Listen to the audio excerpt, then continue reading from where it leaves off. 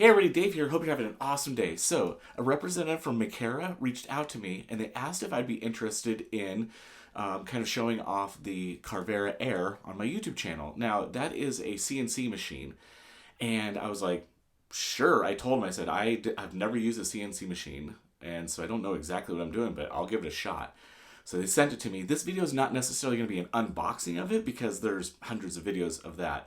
But it is a really cool machine. So I'll do some shots of the machine itself. But ultimately, I want to make a mold for this little Ultrabot that I made a while back. And I would love to see if I can make a mold that I can injection mold silicone into and makes maybe some little silicone rubber robots. But in order to do that, I need to figure out how to use this machine first. I'm an old school graphic designer. I use Illustrator and Photoshop. I have no clue how to use Fusion 360 or SolidWorks or any of these CAD programs. And a lot of this is a little bit more engineer based. So I got to figure out how can I use Illustrator to just understand how to use this machine. So that's what this video is going to be about, is can I actually get this machine to make something not knowing anything about how to use a CNC. So come on, let's do it.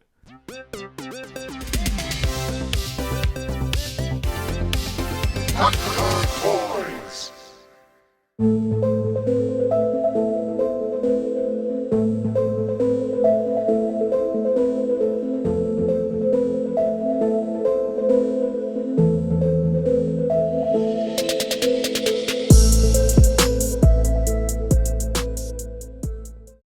All right, so Lunkhead there on the right is a new character that I'm working on, and I thought it'd be fun to make a key ring of him, but I just could not get the file to work right. So that D right there is kind of the path that I went just to better understand the machine.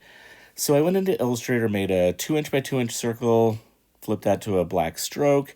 I got my text tool. I'm just going to put a D in here. I just want to make something super simple to understand how to use this machine.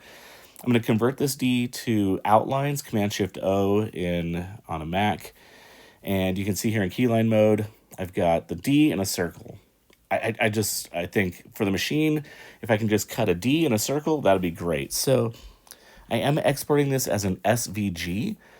Again, I'm not a Fusion 360 guy, so I found that Illustrator, if I save it as an SVG, the Carvera Air will accept that file.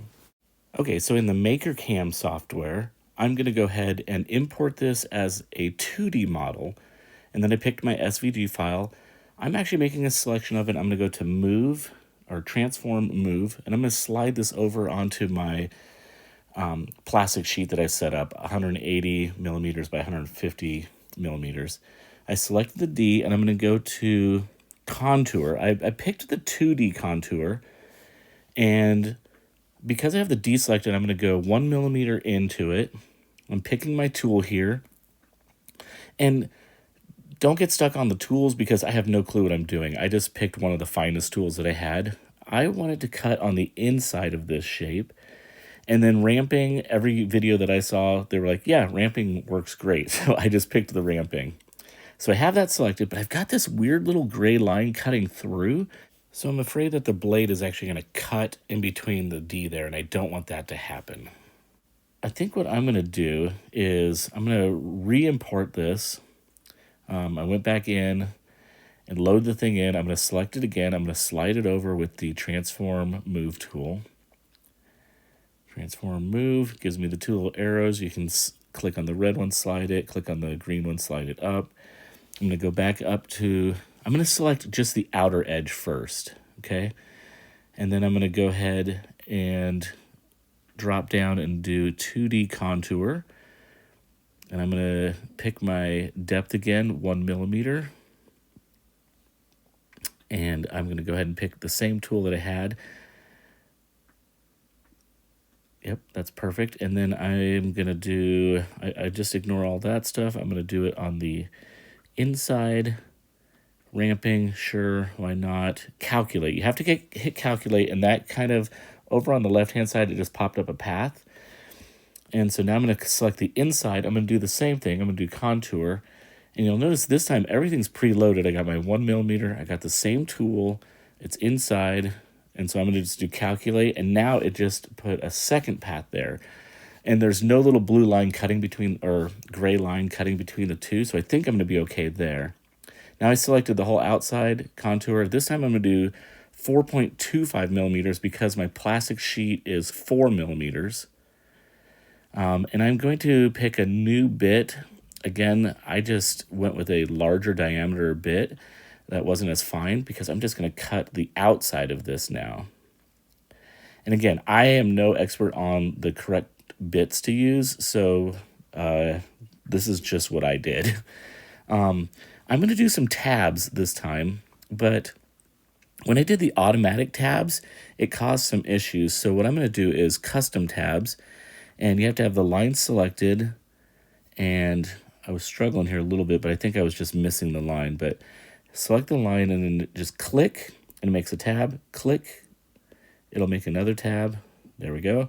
And click, it'll make another tab. But watch this. When I calculate,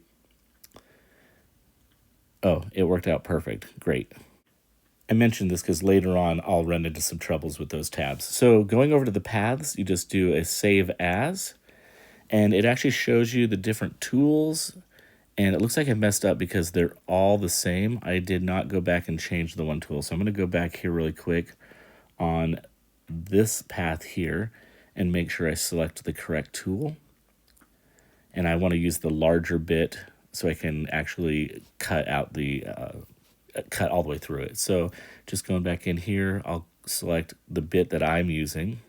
And for the bits, I'm using this 3.175 25 millimeter for the larger stuff that I'll be drilling out. And then for the smaller one, this 30-degree 0.2 millimeter. This is for the finer stuff. And again, don't know if this is correct or not, but that's what I'm using. So hope that helps. Which is just a little bit larger bit. And then now I'll hit calculate, and you'll see the path when I go back into that. I'm going to right click, save as.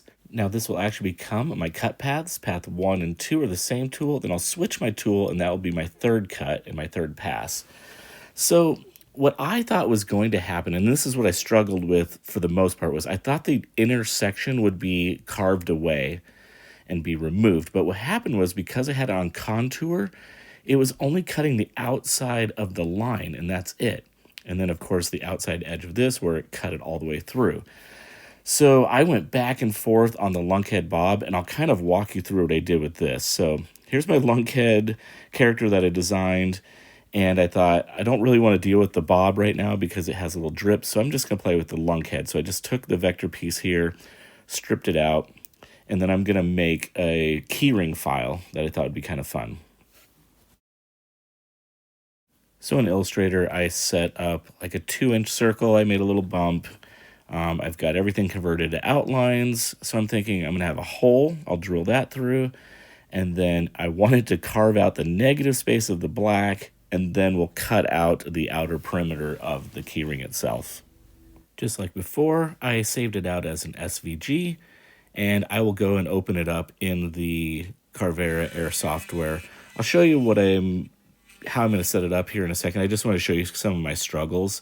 I still was cutting it as a contour line, and so again, I was running into these issues where it wasn't cutting how I wanted, even though I was using like a larger bit, and I thought then I'll switch it to a smaller bit, and I had different path setups. And at this point, it was looking like it was working, and I was thinking, okay, cool, I got it to work. But after I pulled it out, I was still only cutting the contour lines, and you'll see here in a second. It does have a really cool lockdown system, little pegs and holes that you can lock everything down. So the machine itself is amazing. It's really beautifully done. But here's my contour line D. It did not remove that negative space. And you can see on the lunkhead, it's only removing the outline. It did not clear out the space there. I tried a larger bit, and it just cleared out everything. I was like, what am I doing wrong? But I figured out the problem. Let me show you how I set it up. So I loaded it in. I moved it where I needed it to be. And I'm going to drill a hole first. In order to do this, I'm going to go up to the 2D. I'm just going to do a contour line. There might be a better way. I might use drilling, but the contour line worked with the size bit that I was using. I'm going to set this up. Again, I'm going to do, over here is kind of the size of my board, 180 by 150. So that's kind of the working space that I have here. The thickness of my material, again, is 4 millimeters, so I'm going to do 4.25. I'm going to go down and select my tool here. And again, I am using a larger bit that will actually just router out the inside of that ring for the key ring holder. And again, I have no clue if I'm picking the right tools or not. They worked for me, so I haven't really seen a lot of videos on how to pick the right tools. This one I'm going to do the cut on the inside, so I'll make sure that the inside is selected. And then I'll scroll down here. I'm just kind of looking, ramping, sure. And then I don't need any tabs because this is just going to go all the way through. Again, on the left-hand side over on that palette, you're going to see a path pop up when I hit calculate. Right over here, so I'll hit calculate. And there's my first path. That's just going to cut all the way through. Then the next step that I want to do is select the text here. And with the text selected, I'm going to go back up and I'm going to pick, instead of contour, I'm going to do 2D pocket. Because the contour was just doing just the outside edge of this. And I don't want the outside edge. I want to remove it. So the pocket makes sense. It's going to remove the inside portion, is what my thinking is. And now I'm going to set up my tools here, and I could have done multiple paths where I did a larger and then a smaller, but I thought, you know what? I'm going to go ahead and just do a finer bit and get the whole thing done in one shot. So I'm doing 1 millimeter deep. The tool, there is a tool already preloaded, but I'm going to go ahead and add a tool. Go in there and I'm going to select my finer bit. And once I have that selected, it will pop up in the dialog box here. I'll do choose. And you can see it popped up. And now I'm going to go select the other tool that defaulted and just remove that. Now what's going to happen is it's going to use that one tool to remove all the material. Again, I could have probably done this in 2 paths, but it worked for me and it wasn't that long. It didn't take that long, so I was okay with it. If I was doing a larger piece, I might work on this a little bit more. Hit calculate. You can see it loads in where the paths are going to cut, and over on the left-hand side, I have another cutting path. This is a kind of an interesting little thing, a tool that I'm not used to. In my programs that I use for graphic design, zooming in and out is super easy. This, you have to go up into this box and kind of click zoom in, but then it goes off the page. That was a little bit frustrating, and I couldn't figure out how to move the thing around. Like normally you could just hold the space bar and a hand comes up and you can move your window around. And I finally found this move tool, which is nice because now I got it to move around, but it's a little bit clunky because it stays in move tool, and I couldn't figure out how to, I was like, after I moved it, I thought, okay, I just want to select this, and nothing would select. And I was like, come on, are you kidding me? So it ends up you have to go back in to the move tool and uncheck it and so forth. So here I am kind of futzing around with this because I'm like, what is going on? You can see it's still just moving around. And like I said, finally, I just went back up and deselected. Here we go. I think it's right here. I just kind of unclicked the move tool. And then it was like, oh, okay, I'm back into my standard tool. So that's a little bit clunky for me as a graphic designer in the normal programs that I use. Okay, so now I'm going to go back to my contour line because I want to follow the outside edge of this. The tool, I want it to cut 4.25 millimeters deep, so it cuts all the way through. And it looks like because I'm using the contour line again, it's defaulting with all the tools that I had before. So it has the larger bit to cut the outside edge. And I do want it to cut on the outside, so I'm going to select outside. And I'll do the ramping. And this time I do want to add tabs because I don't want the piece to just fall out. So when I did auto, it should generate its tabs on its own. But I forgot to hit generate. I just hit calculate. So what it did was it just calculated the cut line, but it never generated my tabs. So I'm going to come back down here. I'm going to click generate. And the problem that I'm having is it looks like it's going to cut a weird line through here. And I don't know what that is. I think it's the way the tabs are being placed. the blade is coming back and cutting through it. So what I'm going to do is I'm going to do custom. And again, I don't know if this will actually end up cutting through or not, but this worked for me. I did custom and I clicked one on the right, click another one on the middle or the bottom, and then over there. And then if I generate again and calculate, that little cut line is gone. And I think that's going to work fine for me. So again, I don't know if that's just a weird little bug or what, but it worked for me. I did notice when I put my tabs, if I did one on the left side, one on the right side, then one on the bottom, it did that weird cut again. So just be careful of that. I'm going to go to Paths, Save As. I'm going to export this. You can see I have my different cuts here. 1, 2, 3. And I'll switch out the tools as needed. I'll export that. Now, in the software itself, you're going to go over to the Carvera Air. It has to be, the machine has to be on, and then it kind of works off of a Wi-Fi from the machine itself. You can set it up different ways, but this is how I did it. I went and made sure that it's connected to the machine, and there's a bunch of videos on how to do this, so it's not necessarily how to connect, but I'm just loading in my file, and I'll select that, and I'll open it up. And this is in the actual software that will run the machine itself. And so it loads this in. You can do kind of a little preview. You can see that's where the hole is going to drill. And then it's going to start doing the carving out of the lunkhead text. So I'll kind of speed through this really quick. Just scrub through. And then it'll do the final cut. And it's kind of interesting. You can actually see where it stops to cut the tabs and leaves just a little tiny bit left there. So looks like everything is going to work pretty nice. I'm going to go ahead and hit the run. Now you can see the placement is on the upper left corner where I placed in my artboard. And to be honest with you, I don't understand all of this stuff exactly. I'm not the expert on this. I just knew it looks like it's in the correct place. You can also do like these auto there's a little laser that will test everything, so you can turn this on or off. Again, there's a ton of videos on this, so I'm not going to go super deep into this. I was just happy to get this to work. I noticed that it's in the correct placement, and so I'm going to go ahead and hit run, and then it'll go. So I'm back to the machine.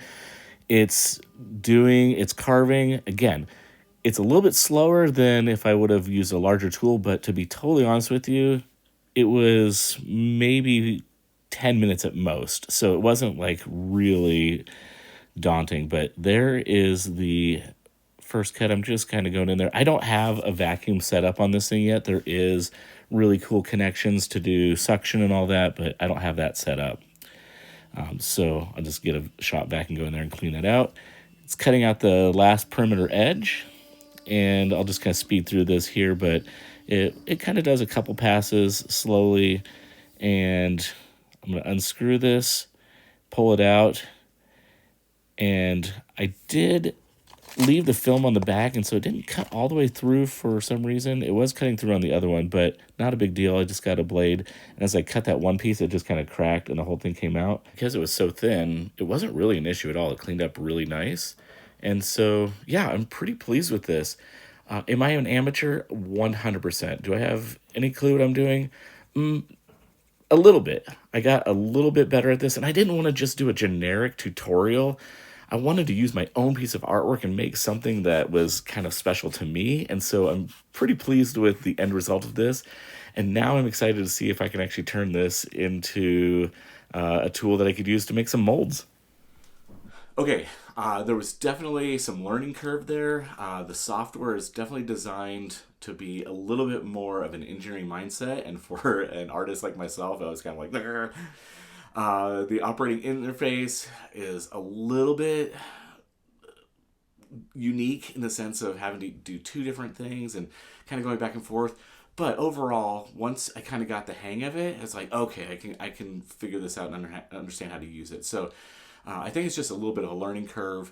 I think the project turned out pretty cool, and now I'm really looking forward to seeing if I can actually figure out how to CNC out a mold and make some hand injected little mini robots. So stay tuned for that. I know this wasn't like a super exciting, like I built something super cool, but it is kind of a fun process of being a maker and learning new tools. So I hope it helps. And as always, it's a great day to be a toy nerd. Have a great one.